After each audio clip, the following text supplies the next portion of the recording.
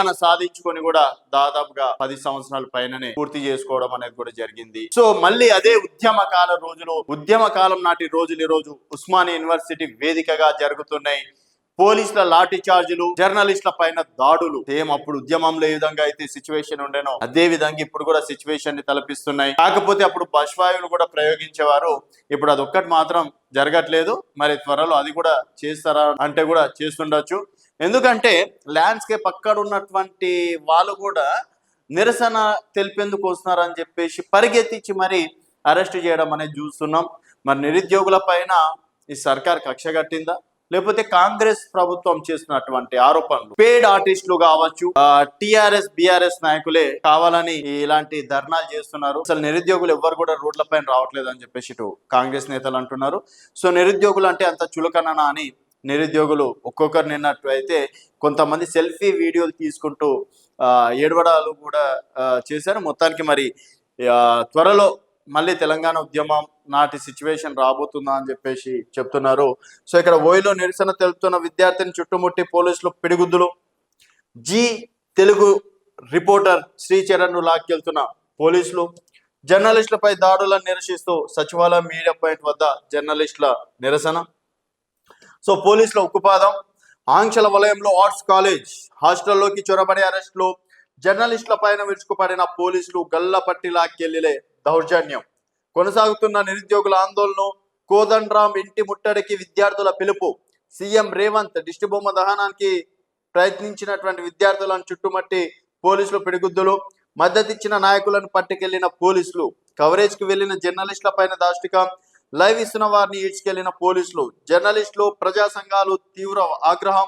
రాష్ట్రంలో పోలీసు రాజ్యం నడుస్తుందా, ఇదేమన్నా ప్రజాపాలన అంటూ విమర్శలు. ఉస్మానియా యూనివర్సిటీ విశ్వవిద్యాలయంపై కాంగ్రెస్ ప్రభుత్వం ఉక్కుపాదం మోపుతుంది.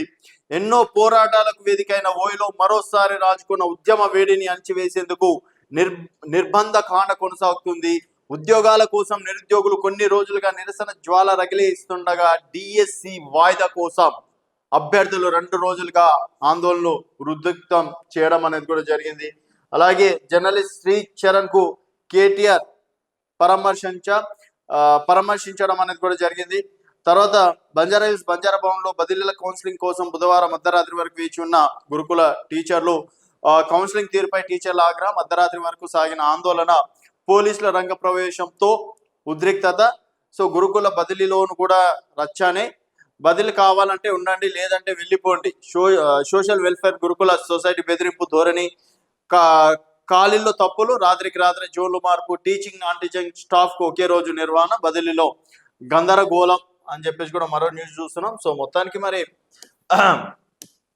నిరుద్యోగుల విషయంలో మాత్రం ప్రభుత్వం ఎంత త్వరగా స్పందిస్తే అంత మంచిది, ప్రభుత్వానికి మంచిది అని చెప్పేసి కూడా చెప్పుకోవచ్చు. అలాగే ఇక్కడ చూస్తున్నాం కొన్ని ఫోటోలు. ఉస్మానియా యూనివర్సిటీ గ్రంథాలయం నుంచి నిరుద్యోగులను లాక్కెళ్తున్న పోలీసులు. ఉస్మానియా ఆర్ట్స్ కాలేజ్ ఆవరణంలో భారీగా మోహరించిన పోలీసులు. ఉస్మానియా హాస్టల్లో చొరబడి విద్యార్థులని అరెస్టు చేస్తున్న పోలీసుల ఉక్కుపాదం. పగడ్బందీగా ఉద్యమ ప్రణాళికలు. యూనివర్సిటీలు, జిల్లాలు, గ్రంథాలయాల వారిగా కమిటీలు. 15న సచివాలయం ముట్టడి. రాహుల్ గాంధీ నిలదీతకు త్వరలో చలో న్యూఢిల్లీ. డిమాండ్లు నెరవేరే దాకా పోరాడతాం నిరుద్యోగులు. అలాగే ఉద్యోగుల కోసం శాంతియుతంగా నిరసన తెలుపుతుంటే పోలీసులు రెచ్చిపోయి తమపై పిడిగుద్దులు గుద్దుతున్నారని, లాఠీ చార్జీలు చేస్తున్న వారని తామేమైనా నక్సలేట్లమా, ఉగ్రవాదులమా అని నిరుద్యోగులు మండిపడుతున్నారు. గ్రూప్ 1 మెయిన్స్ కోసం 1:100 అమలు. డిఎస్సి పరీక్షల వాయిదా సాధ్యం కాదని ముఖ్యమంత్రి రేవంత్ రెడ్డి చెప్పడంపై అగ్గి మీద గుగ్గిలమాడుతున్నారు. ఓయితో పాటు కాకతీయ, ఎంజిఎం, తెలంగాణ, శాతవాహన, పాలమూరు తదితర అన్ని యూనివర్సిటీల్లో నిరుద్యోగ కమిటీలు, జేఏసీలు ఏర్పాటు కాబోతున్నట్లు నిరుద్యోగులు తెలిపారు. జిల్లా గ్రంథాలయాల్లోనూ కమిటీలు వేస్తున్నామని, ఈ మేరకు పగడ్బందీగా ఉద్యమ ప్రణాళికలు ముందుకు పోతామని చెప్పారు. 15న సెక్రటరియట్ ముట్టడి ఉద్యమ కార్యాచరణలో భాగంగా ఈ నెల 15న సచివాలయం ముట్టడికి నిరుద్యోగులు పిలుపునిచ్చారు.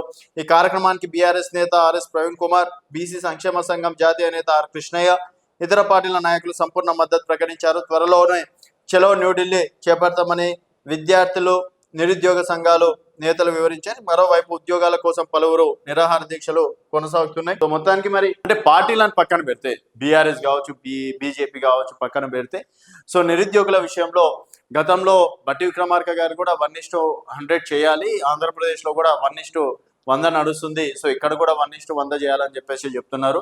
మరి దానికి ఎందుకు అమలుకి నోచుకోవట్లేదు అని చెప్పేసి కూడా వాళ్ళు కూడా ఒకసారి ఆలోచించుకొని మరొకసారి నిరుద్యోగుల తరఫున ప్రభుత్వం ఆలోచిస్తే ఇలాంటి సంఘటనలు కావచ్చు పునరావృతం కాకుండా జరుగుతాయి. మొత్తానికి నిరుద్యోగుల పైన మరి కాంగ్రెస్ ప్రభుత్వం కక్ష సాధింపు చర్య ఏమైనా చేపడుతుందా అనేది మీ అభిప్రాయం.